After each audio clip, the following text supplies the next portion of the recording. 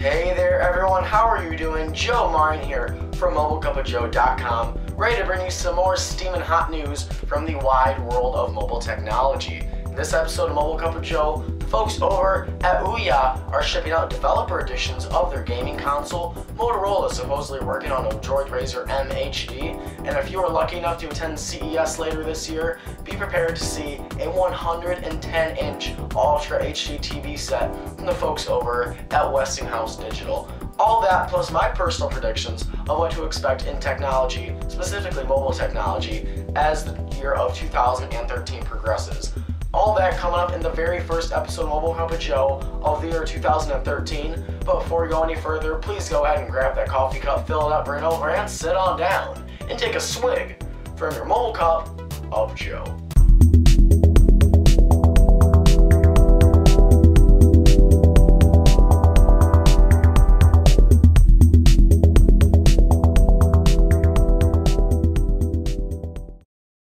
Alright, so let's dive into our first news story of 2013, and that is about OUYA. So just catch you all up on what OUYA is. Back last year during the summer, there's a Kickstarter project for this Android-based gaming console called the OUYA. It's obviously running Android, running 4.1 Jelly Bean, I believe, at this point. It's got Tegra 3 quad-core processors. It's like a gigabyte of RAM, I think. And it's actually a really interesting idea, having a gaming console to hook up to your TV, but running on the Android platform. Now, this thing generated a ton of cash. It got way above what it was asking for to start off this project, and it just went through the roof. It was one of the most popular Kickstarter projects in Kickstarter history, actually, and it made a ton of news when it was first on Kickstarter. Since then, though, it's been kind of quiet about it, but recently OUYA put up an official unboxing video on their YouTube page of the unboxing for the developer edition of the console. In this video, they just unboxed it and kind of talked about it. OUYA is really wanting you, these developers, and really everyone in general, to hack this device and modify it and really make it yours. You can change the processors and everything. They really want you to customize this, and they are building this really for hackers. You can crack open the OUYA when you do get it, if you decide to purchase one, and you will not void the warranty or anything. Unboxing video though, they did confirm that they have shipped out developer editions of the console to more than 1,200 developers, which is great to see all of that developer support, and hopefully it continues to grow as time goes on and as more people get their hands on the OUYA. You can go to OUYA's official website right now and purchase the device for $99 and purchase extra controllers too for another $30. The website shows the estimated delivery date is sometime in April, but there's no official day in April. In the unboxing video though, it shows that the developer's edition of the console has this neat kind of translucent design where you can see inside of all the meat of the gaming console of the OUYA. Controllers are also in this neat translucent design, and in the video they also talked about a new thing they're working on for the controllers. They're trying to work on a design where you can take the shells off of the controllers and put on new ones to really customize it and make it your own. So this unboxing video is really cool to actually see the OUYA. A lot of times Kickstarter projects, people back them with money, and then they never really come to be a reality, and people kind of lose money. So that's why people are kind of lenient, or not lenient, but kind of wary to back Kickstarter projects. OUYA though looks like one of the most realistic ones we've seen so far. When it first came out, when I first saw it on Kickstarter, I thought this is going to be really cool, but I'm afraid it's not going to make it, and it's just going to be a dream that a few people had. But with this unboxing video of the developer's edition, it looks like this is going to become a reality sooner than we think. So the OUYA is set to come out sometime in April. I am personally not exactly sure how I feel about it just yet. An Android-based gaming console sounds really cool, but I'm wondering if Tegra 3 processors are going to be enough to power this device. Tegra 3 is kind of showing its age now, and NVIDIA is already talking about Tegra 4. Now I know that you can modify this device and really hack into it, but not everyone is going to know how to do that or want to do that. So it'll be interesting to see how the public and consumers react to the OUYA. The success of the OUYA is really riding on how the public accepts the idea of having an Android-based gaming console in your living room. But in our next story of the day, we're talking about Motorola. So last year, Motorola released 3 phones in their Droid Razr line of phones. They released the Droid Razr HD, the Droid Razr Max HD, and the Droid Razr M. The Droid Razr M was a more compact version of the Motorola Droid Razr phone, and it actually sold really well, and it was a really well-crafted phone. A new report from Phone Arena, though, suggests that Motorola is already working on a successor to the Droid Razr M called the Droid Razr M HD. According to the report from Phone Arena, the Droid Razr M HD will have a 4.5-inch screen with a 1280 by 720 HD display. Under the hood of this bad boy, you've got a Qualcomm Snapdragon S4 1.5 GHz dual-core processor, 1 GB of RAM, 16 gigs of internal storage, and you have got Android 4.1 Jelly Bean running out of the box of this phone. So overall, it sounds like a really good device. Qualcomm Snapdragon S4 processors are a beast of a processor. Qualcomm really knows how to design fast processors, and to see that dual core with 1.5 GHz is absolutely amazing. This thing sounds like it's going to be freaking fast. 4.5-inch display is kind of a sweet spot for me. I like having 4.5-inch or around that range. That's a really good screen size to me. And in the original Droid Razr M, they actually featured an edge-to-edge display. No word yet, though, on if this will return in the MHD, but it would be really nice, though, because the edge-to-edge display just helps you get even more screen real estate than you would on a normal 4.5-inch screen. And in our next story of the day, our last official news story, is actually about Westinghouse Digital. Westinghouse Digital has said from these pre-press releases about CES that they will show off a 110-inch TV set at CES this year. And now, 110 inches is a huge screen by itself, but it'll also be an Ultra HD set, which means it'll have a resolution of 4K, which is just way beyond 1080p HD on your TV at your house right now. 110 inches is just ridiculously big. Westinghouse Digital said that they will also show off TV sets models in the 50, 55, and 65-inch range, also featuring the 4K Ultra HD resolution. Drawback, though, for all these TV sets, including the 110-inch Mammoth, they will only have a 120 Hz refresh rate. 120 Hz is pretty good, but the norm nowadays is moving towards 240 Hz. So this could cause some screen issues and quality issues if you're watching programming such as sports. But just try to imagine a 110-inch TV, especially Ultra HD 4K resolution. This thing sounds absolutely just crazy, but I love it. There's no word yet, though, on how much it will cost or when it will release. But if you're lucky enough to get the chance to go to CES this year, I'm not, because I'm underage right now, and I can't afford the plane tickets to go to CES. But if you are lucky enough to go there, go ahead and try to check out Westinghouse Digital's 110-inch TV. I know it can be really hard, and it's really nearly impossible to check out all the devices and gadgets and cool tech toys that are on display at CES. But if you do, like I said, if you have the chance to go there, make sure you try to check out this 110-inch TV. And if you do go and you watch our videos, leave a comment down below and let me know what you thought of the TV. And even if you can't go to CES, let me know what you think of 110-inch TV in general in the comments below. I'd really like to see what you guys think about a TV with this large of a screen size. I think it's awesome, but I don't know where I'd put it in my house, honestly. 110-inch Ultra 4K HD from Westinghouse Digital, though, sounds like one of the coolest things from CES this year. But now, those are all the news stories I have for you today, and now we're moving on to my personal predictions of what I think mobile technology will be like this year, 2013. 2012 was a huge year for mobile tech. We saw 3 new Nexus devices from Google, which really helped put Android on the map more than it has ever done before. We saw Android 4.1, Android 4.2 Jelly Bean.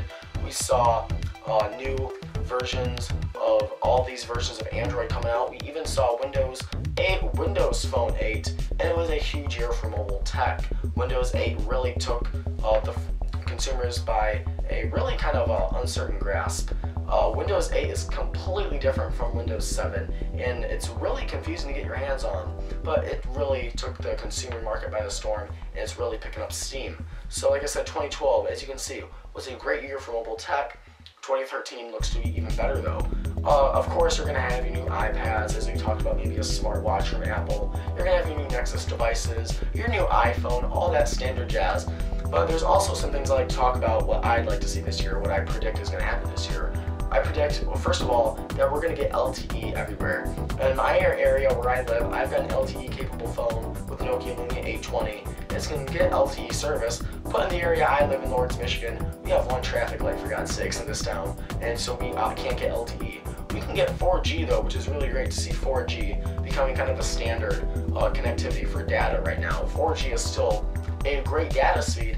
The LTE has been around for quite a, actually kind of long time now, but is still not everywhere. So by the end of 2013 or maybe the middle of 2013, I predict we'll see LTE virtually everywhere from all the major carriers. And it's going to be really good because people that are purchasing these phones with LTE capability are not able to access it because their area where they live in is too rural, or they may not get that support because they live in an area that's just not populated enough to put LTE in. So to see LTE pretty much everywhere, I think it'd be a very realistic prediction that we can actually see this happen.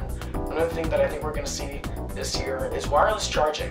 We saw this really only with the LG Nexus 4 and the Nokia Lumia 920, which had wireless charging capabilities. Wireless charging sounds like an awesome idea. Put your back on the back of your phone, pop it onto a wireless charging station, and you're set to go. No cords, no hassle. It's really clean and a great way to charge your devices.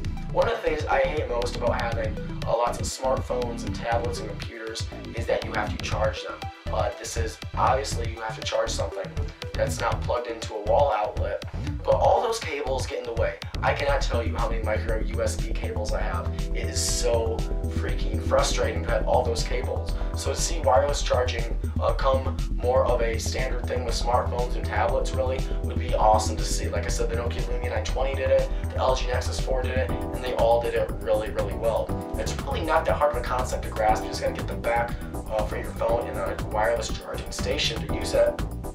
But it is a really good idea, and it's, like I said, it's not that complicated to use, and I think by middle of the year we're going to see this with all standard smartphones and tablets have some sort of wireless charging capabilities. Also, 1080p HD smartphones, we saw that a lot this year, especially with 5-inch displays, and I think we're just going to see more and more of that as the year goes on. But one thing I'm really excited for is BlackBerry 10.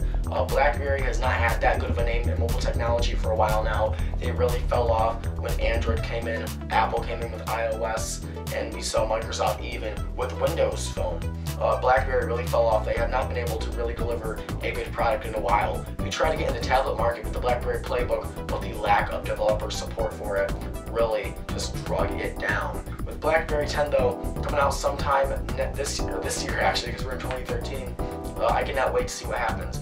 I am not sure what I predict for it. I want it to succeed, but I'm not sure. People are happy with Google's Android because they love the customization of it. People love Apple's iOS because of how easy it is to use and how smooth it is. People love Microsoft's Windows Phone because it's customizable and easy to use and fluid. We have three main mobile operating systems out in the market right now. I'm not sure how the consumers are going to react to a fourth one from BlackBerry. Personally, I'm excited for BlackBerry 10. I cannot wait to get a new mobile operating system in the field. I've never really owned a BlackBerry device, but I played around with them before, and they're not terrible devices. They used to be really great for businesses, but then they just moved to iPhones and Androids, etc. BlackBerry 10 though, this thing needs to succeed for RIM to stay alive. If BlackBerry 10 does not succeed like RIM needs it to, there's a very good chance they could call for bankruptcy. But BlackBerry 10, if you've somehow not seen screenshots or videos of them leaked onto the internet, go ahead and check it out right now. It looks like a really great operating system. They need to get developer support though to succeed. If BlackBerry 10 does not get developer support, I predict that this thing is going to just fall down in the trash by the end of 2013. We don't have an official release date of BlackBerry 10 just yet, but they're holding an event on January 30th, I believe, on official unveiling of BlackBerry 10, even though it's been leaked numerous times on the web already. So BlackBerry 10 is probably one of the things I'm looking forward to most this year. Now, yes, I know we're going to get new versions of iOS, new versions of Android, maybe some new interesting things from Microsoft, especially since they're thinking about doing yearly updates to Windows. But I'm really excited to see how BlackBerry 10 grabs the consumers and how consumers react to it. So what are your personal predictions for 2013? Do you agree with any of mine? Do you disagree with mine? Comment below, let us know. 2013, I just barely scratched the surface of what we can expect. We know we're going to see more tablets, more tablets, more smartphones, and just everything that's going to be awesome. More Windows 8 laptops, maybe touchscreen laptops to become the norm. I don't know, 2013, it looks to be a really exciting year though. You can be sure we will cover everything that happens here on Mobile Cup of Joe. But that's everything I have for you today. If you liked the video, please go ahead and hit the like button if you liked it. It takes 1 second to do so. It really helps support the show. If you want to show your support towards the show even more, go ahead and hit the subscribe button at the top of your screen for more Mobile Cup of Joe videos. When you guys like and subscribe to us, it helps support us more than you can imagine. And you know, we are on YouTube, Twitter, Facebook, and don't forget to check out our website at mobilecupofjoe.com for your latest mobile tech news outside of videos. I apologize for my voice sounding so hoarse and raspy right now.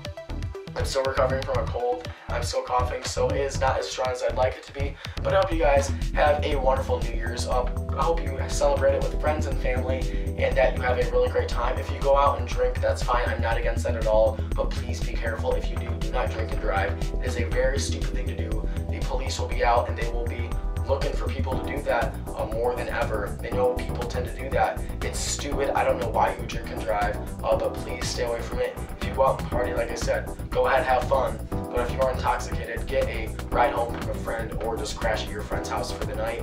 But guys, have a wonderful 2013. Have a happy new year. All of us here at Mobile Cup of Joe wish you all a happy new year. Have a happy 2013. I can't wait to see what mobile technology brings to us, and I'll see you guys in the next video. Bye-bye. Alright guys, happy new year. Go ahead and hit those links below, check them out. Let's rock out to 2013 with Old Lang Syne from your Mobile Cup of Joe, Joe Warren, jazz kazoo expert. 1, 2, 3, 4.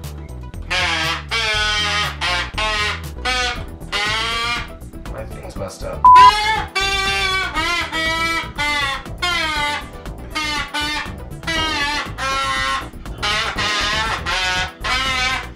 Night. Oh my god.